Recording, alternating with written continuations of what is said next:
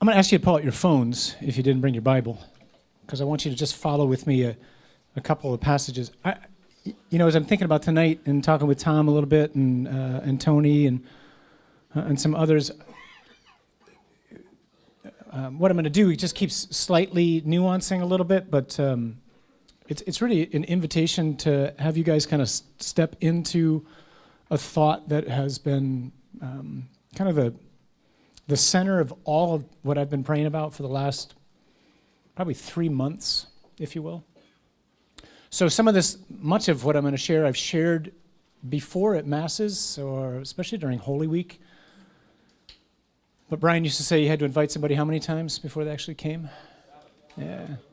Oh, and you got to hear something 7 times usually before you get it. And I'm still trying to get it. And actually, what I'm trying to do is still work out a way to say this, what I want to share, more and more simply. So flip to Colossians. Colossians chapter 2, verses 13 to 15. So the goal, if you were at Mass, if you weren't there, let me just recap what I said at Mass.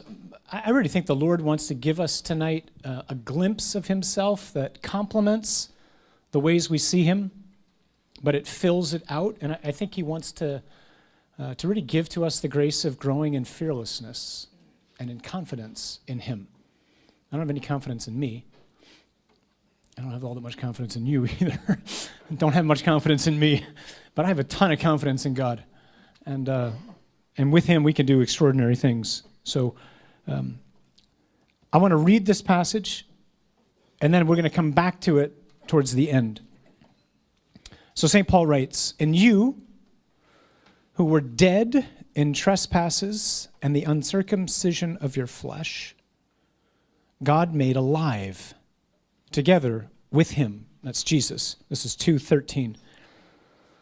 Colossians, New Testament. Paul. If you haven't found it by now, look on with your brother. "Having canceled the bond which stood against us with its legal demands, this he set aside, nailing it to the cross. He disarmed the principalities and powers and made a public spectacle of them, triumphing over them in him," or in his cross. So don't answer this, just think for a second. Who are these principalities and powers, and where did they come from?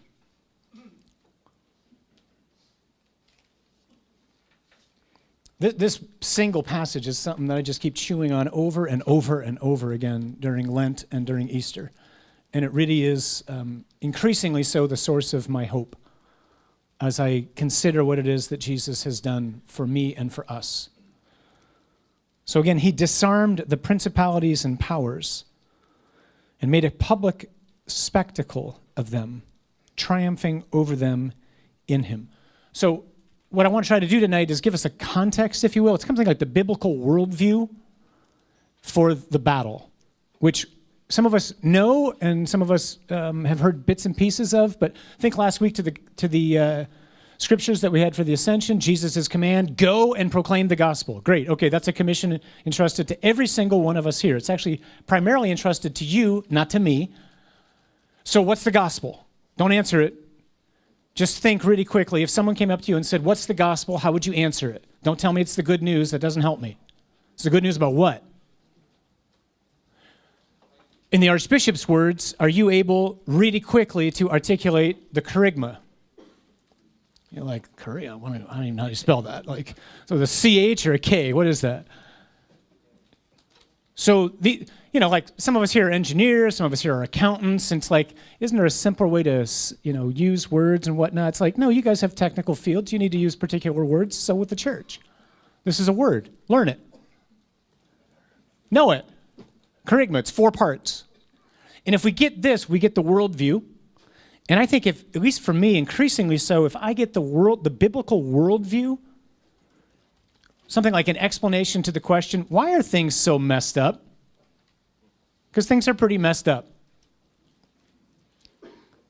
If I get that, now I know how everything fits together, and I have a much fuller understanding of this, and I leave here with tremendous confidence. So the curriculum has 4 parts, all right? So we know this, presumably, right? Anybody know the first part?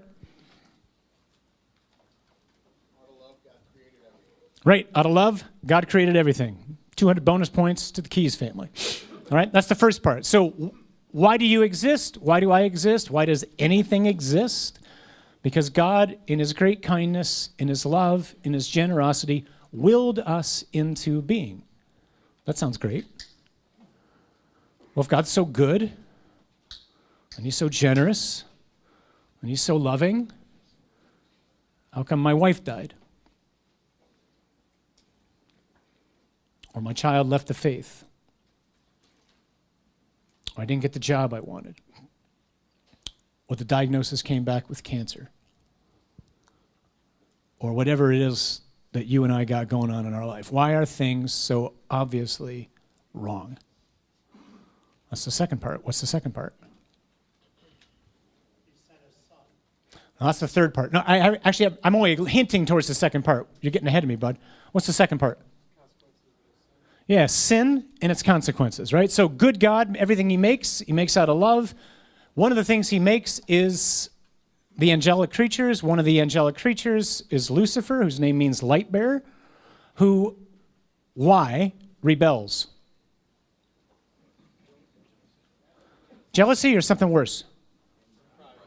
Envy. So Scripture says, through the envy of the devil, death entered the world. This is wisdom 2. And all who are in his possession experience it. Who's he envious of? Us. Got to get this right. Not God. Us. Satan knows he's a creature. He knows he's not God.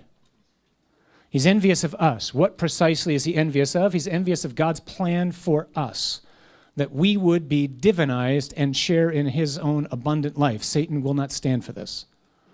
And so he rebels. And he takes 1/3 of the hosts of heaven with him. That's what Revelation says. That's who you and I face. That's the enemy. Not some other political party that you don't belong to. Not some ethnic group that you struggle with. I got to know who the enemy, right, is. That's the enemy, right? So what does he do? He goes off to make war against us. His strategy is what? How does he get us to fall against and rebel against God? What's he do? He lies, right? He deceives. So he accuses God. He says he's holding out. He's not good. He's not a loving father. And so he tricks humanity. And the result of tricking humanity, this is the insight that's been really helpful for me just to grasp. I like the language. It comes from an author named Fleming Rutledge. As a result of this, humanity sells itself into slavery. That's the human condition. That's us. Who are we sold into slavery to? 4 things. Death, understood with a capital D. How do you know that? You are going to die, and there's nothing you can do about it. Sin, which is also written with a capital S. So we tend to think of sin very personally in the sense of like it's things that I do or I didn't do. That's true, by all means. But that's only the secondary understanding of sin. Sin is best understood as written with a capital S. Sin's a power, like death is a power.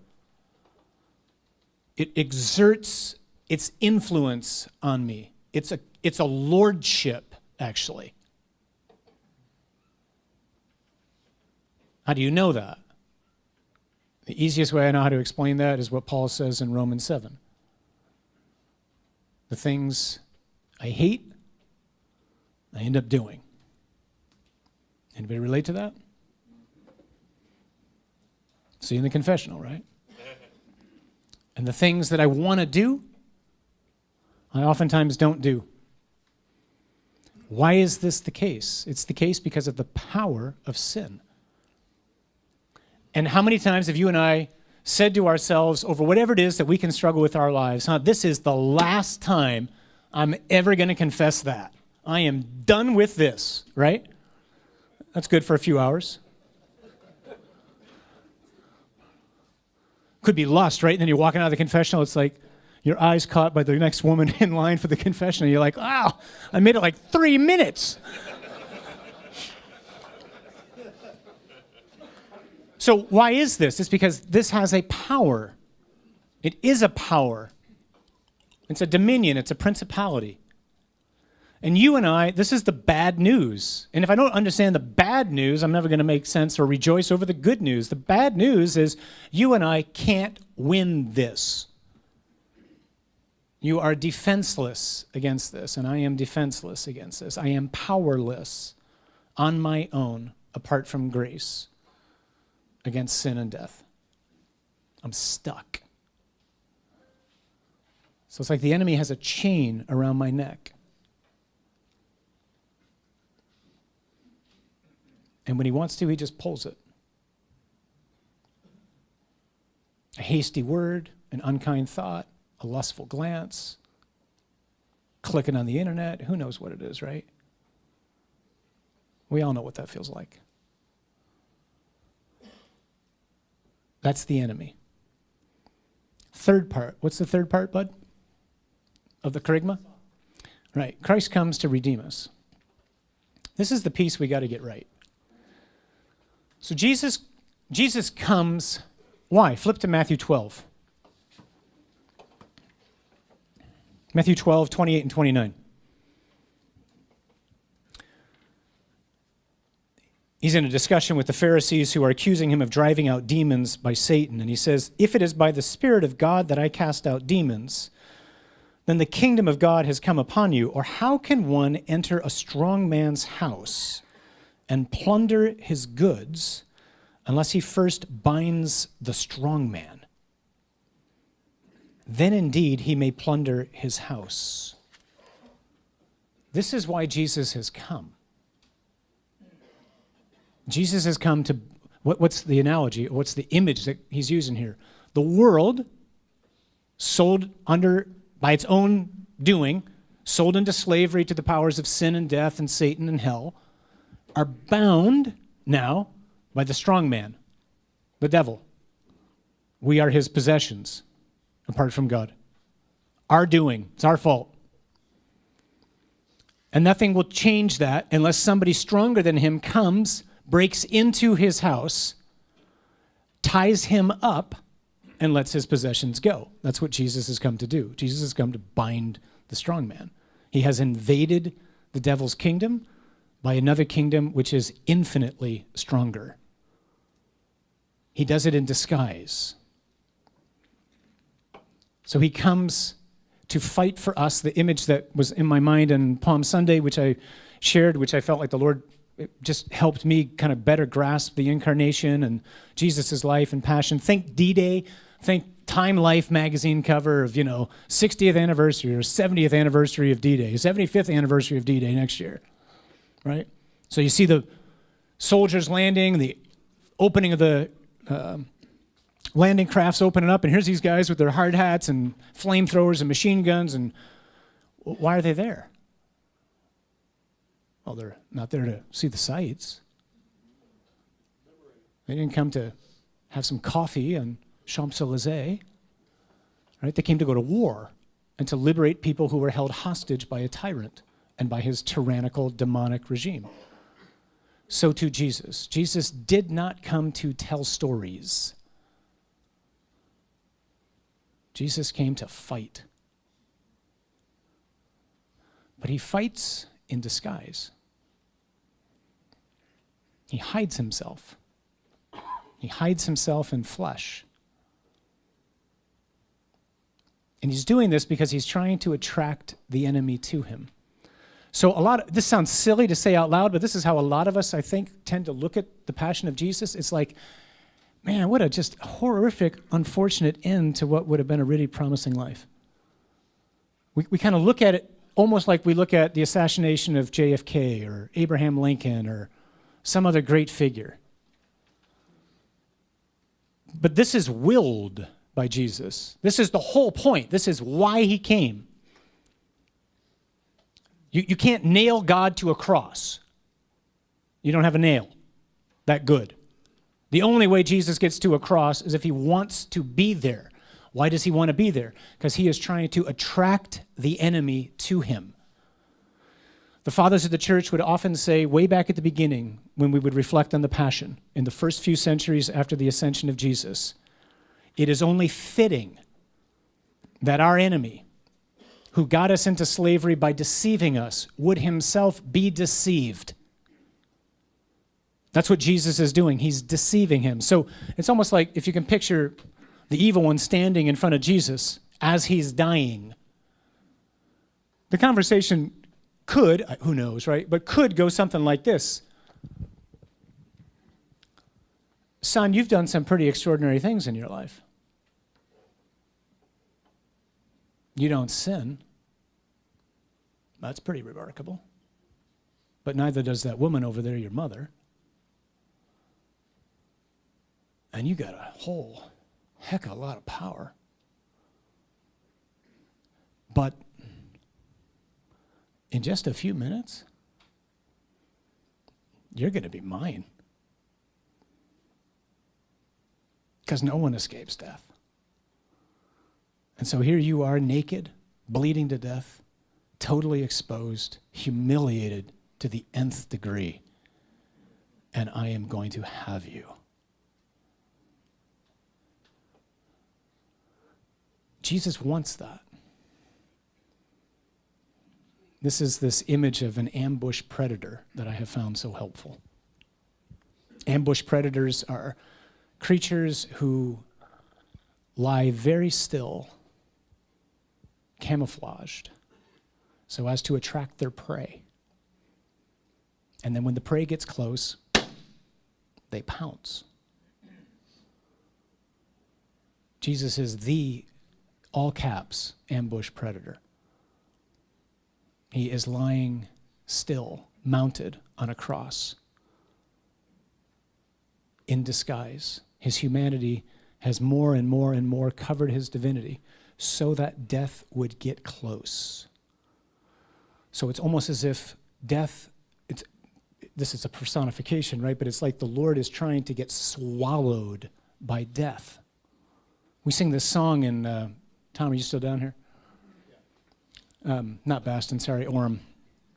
So we sing this song by Matt Maher all the time, you know, trampling over death by death. That's the line in there. You ever, like, how does that work? Well, here's how it works. Jesus destroys death by being swallowed by death so that from within death, he can explode it. That's how. He's wanting to get devoured. You with me? All right? Okay. It was for this purpose that Jesus came. This is the charisma. God creates, it's good. One of his creatures rebels, goes to war against us out of his envy for us. As a result of what it is that he deceives us to do, we sell ourselves into slavery. And to get out of this, from which you and I cannot escape, God does this unbelievable search and rescue mission. And it ends with this humiliating, seemingly, death, which leads to the undoing of death. So the fathers, again, would say there's three ways to understand the Passion. We often talk about, you know, like Jesus on the cross shows you how much God loves you, right? Well, it's true. That affects some people. It doesn't affect a lot of others, right? So the Passion is supposed to have an effect on you and me. Like, look how much he loves you. Well, great. Didn't do anything for me. Maybe it did. That's one understanding. The second understanding is Jesus on the cross is there in my place. He's making atonement for me. In that sense, he's affecting the Father, if you will, although we got to get this right. It's not like good God, bad God, too long to go into right now, but just carefully don't go there. But he's taking our place. It's having an effect on the Father. Both of those are true. He is showing me how much he loves me, and he is taking my place. But the third way, which is the primary way the early church talked about it, is Jesus on the cross is affecting Satan. Which brings me back to Colossians.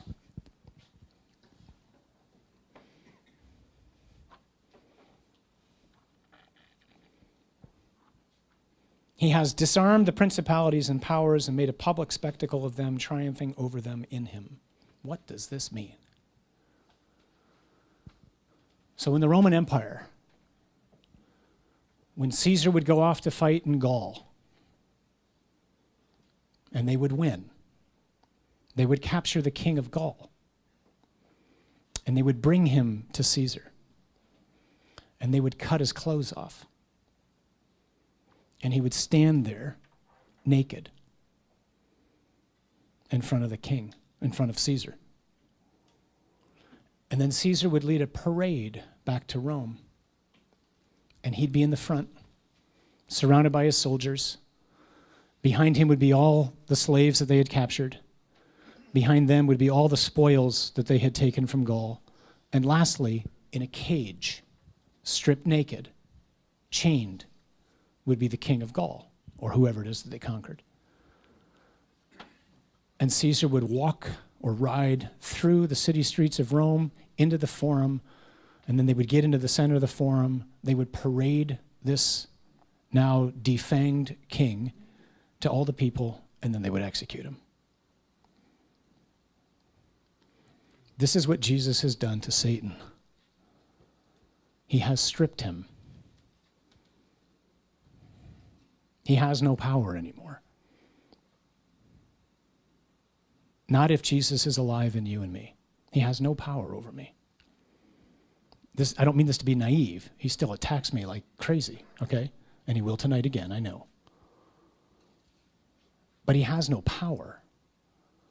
Jesus has broken his power. He's transferred me from his kingdom to another kingdom. I now live in the Lord's kingdom. And I have memories, and I have habits, and I have an imagination which sometimes go haywire. But the power and the kingdom and the dominion of sin do not exert its hold on me anymore. And death just doesn't scare me anymore. Because Jesus has triumphed. And death has lost. And it's lost its sting. Yeah, I cry. Yeah, I grieve. Yeah, I'm not looking forward to the process of dying. But death has no hold on us anymore. That's what Paul's saying here. He has stripped these things. If we get this, then we should get how it is you and I are supposed to be fearless. One of the devil's strongest strategies against us right now is to look out at the world and to just, again, this sounds silly maybe to say out loud, but we live this way as disciples oftentimes. We live with a defeatist attitude. Oh, it's just a mess. And it is. It's never going to turn around, and it might not. But Jesus is Lord. And he ain't nervous. It looked like this huge battle between him and death. It turned out to be no battle at all. He just walked into hell, chained the strong one, and liberated hell. That's who's calling us to follow him. That's who's sending us out to transform our homes, our workplaces, our culture. So Tom often says, so what, now what? Okay, so what's the now what in all this for us in our time together and talking? I'd say a couple things. First, it's just to soak in this. Like I often picture, here's a glass of water and the Lord's trying to teach me something and I think I get the point, and I jump on. It's like, no, you really don't understand that quite as much as you should. Just sit there for a little while. So sit here for a little while with us. Sit in prayer with us. Go to this passage in Colossians. Go to Matthew 12, 28 to 30. Just ask the Lord, show me who you are. And give me the confidence that comes from knowing who it is who's calling me to follow and who it is who's sending me out in communion with all of you and so many others to get your world back. Just soak in it. And feel yourself just sitting back and throwing your shoulders back and sitting up straight. Jesus is Lord, brothers. He's one. Do we live that way? Do we act that way? Do we think that way? That's the first thing I'd suggest. and the so what, now what. Here's the second thing. I have this image over and over again of picture the wall as a map. So much like the Allies landing at D-Day and, as all the generals are strategizing for the day, they're trying to get a beachhead, right, so that they can establish a place from which they can operate and then get to Berlin. All right, so here's the map is, it's France, or it's Western Europe, and it's all under the dominion of Nazi Germany. Slowly, that map begins to change, right? So now the map isn't Western Europe or France. Now the map is my life. Might be my imagination, might be how I spend my money, might be what I do with my free time, might be what habits I got, whatever it is. So now it's me, the map is me. And the Lord's just saying, let's just look at where the enemy's flag is flying in your life, in my life. And invite me in with all my power and all my majesty to take that back, to liberate it. Then third, now it's my family, or it's my marriage, or it's my relationship with my son or my daughter, or individual people. And the Lord's asking the same thing. Let's look at the map of that. Where is the enemy's flag flying? In all of our relationships, right, we know buttons to push. And when we're tired, agitated, frustrated, whatever, we just push buttons. When we do that, we just collaborate with the enemy who hates us, who's trying to ruin me. Why would I do that? So the Lord's just saying, let's look at that area. Let me in. Let me take that. Let me capture it. And then it's out. Then he asks us to look strategically out into those places where, again, he has placed you in a particular way to go take back land which is rightfully his. See, here's the challenge. We have somehow gotten the idea that Christianity is a religion, which means it's about my relationship with God, and it's very private. Brothers, that ain't Christianity.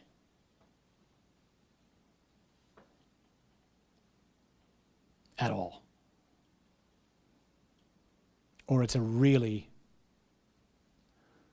anemic first step in trying to understand it. The purpose of God breaking into the world in the person of his Son, and then the purpose of him sending his Spirit upon the apostles, and the purpose of them evangelizing all the people who've gotten down to us, is that you and I would be means by which every single aspect of the world would get touched by the gospel and be liberated and be made more human. Whether it's in athletics, whether it's in business, whether it's in politics, whether it's in education, whether it's in the care for the poor, whether it's relationships between men and women, blacks and whites, whatever.